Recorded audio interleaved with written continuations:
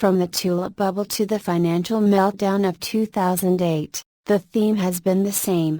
The masses never learn, they always cry foul on the way down but gurgle with joy on the way up. In other words, when they are making money, they are okay with the risk, but when they start to lose, they scream bloody murder.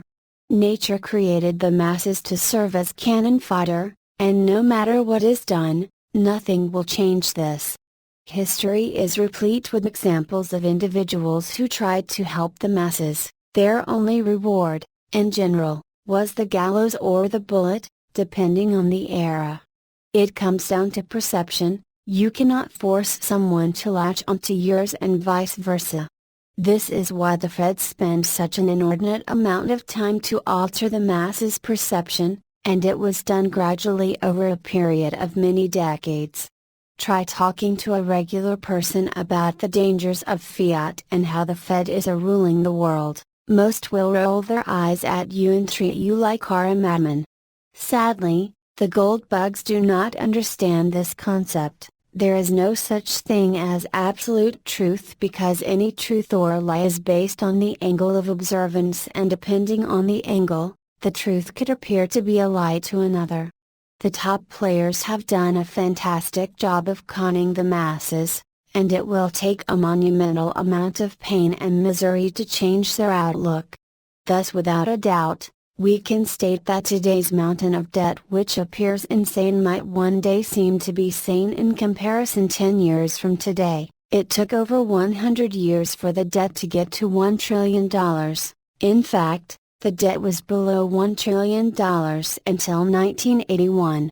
Now we add $1 trillion to the debt almost every year. Isn't that insane? If the masses were going to rebel, should this be their moment to take a stand? Think about this for a second. We are creating the equivalent of 100-year worth of debt in just 1 year and not a peep from the masses. Who's to say the debt cannot be pushed to 100 trillion or 500 trillion? After all, they are just digits on a machine, and this money can be created in seconds.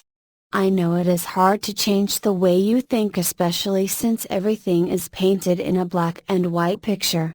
On one side you have those that embrace fiat, and on the other hand you have those who despise it. What if both were wrong? What if the top players purposely created the scenario so that these two groups would flourish and in doing so hide the real picture? Fiat is not bad, it's bad only because private bankers control the money, and these bankers are the biggest crooks in the world.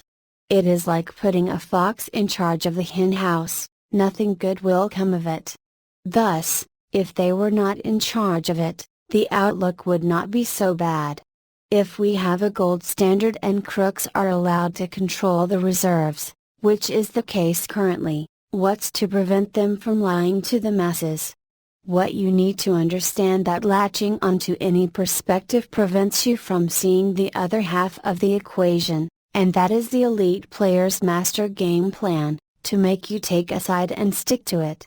Remember, there are always at least 3 perspectives to any situation. The masses will only see 2 and latch onto one of them.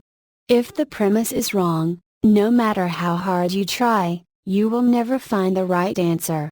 This is why the solution is to identify the real problem and not grab one of the solutions being pushed on you by the elite players. Game plan. The Fed is hell-bent on flooding the system with money. There is no option but to devalue the currency or die. This is what every central bank worldwide is doing. Thus, anyone that tries to resist runs the risk of destroying their economy. The real solution is to let the economy go through a cleansing phase, but today's society is not ready to deal with such pain. Central bankers are more than happy to accommodate this stance, for it means they can pretend to help the masses while fleecing them of their last penny. The stock market will continue to roar until the masses embrace this market. As the masses hate this market, it has a long way to go before it blows up. Additional suggestions: if you seek freedom, The first task is to attain financial freedom so that you can break free the clutches of the top players who seek to enslave you.